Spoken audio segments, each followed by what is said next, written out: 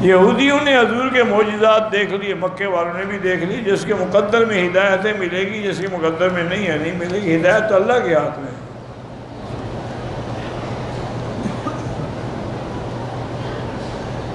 اللہ کے رسول کی پیدائش کے وقت سے ظہور سے تھی، پتہ نہیں ظہور سے تھی، مجھے نہیں پتا.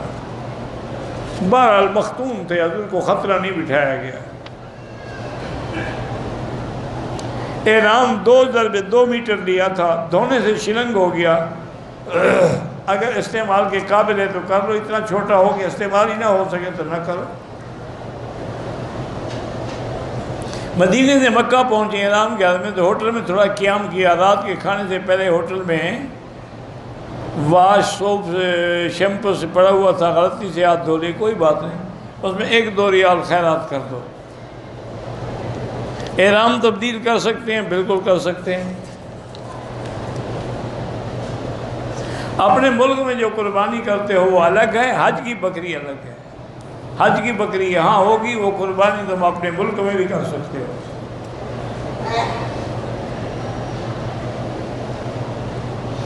میں نے مدینے سے مکہ روانہ ہوتے تو عمرے کی نیت کی. ہوٹل میں ٹھہرے، وضو کے لیے وہ چپل پہنے جن میں سامنے کی ہڈی نظر نہیں. کوئی بات نہیں، کچھ نہیں ہوتا. مونچھیں رکھنے کا حکم نہیں ہے، مونچھیں کٹوانے کا حکم ہے.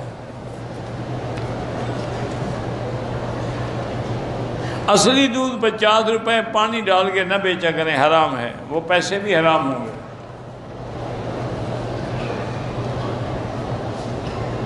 میں والدہ کا حج بدل کے لیے آئی ہوں، کسی اور رشتہ دار کے لیے طواف کر کے ثواب بھیج سکتی ہیں.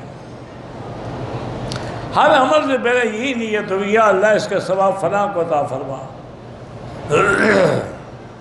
ایک بار نیت کافی ہے.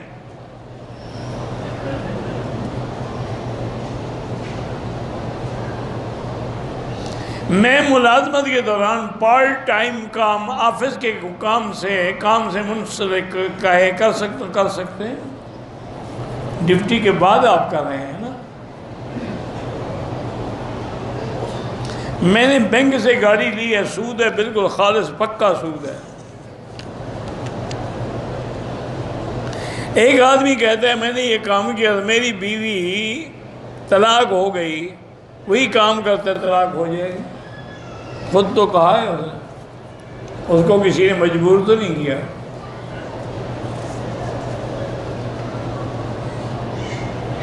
میں نے 5 دن بورسے لی. حجر اسود کو دیکھ کے دل کو چین نہیں آتا. درود شریف پڑھو.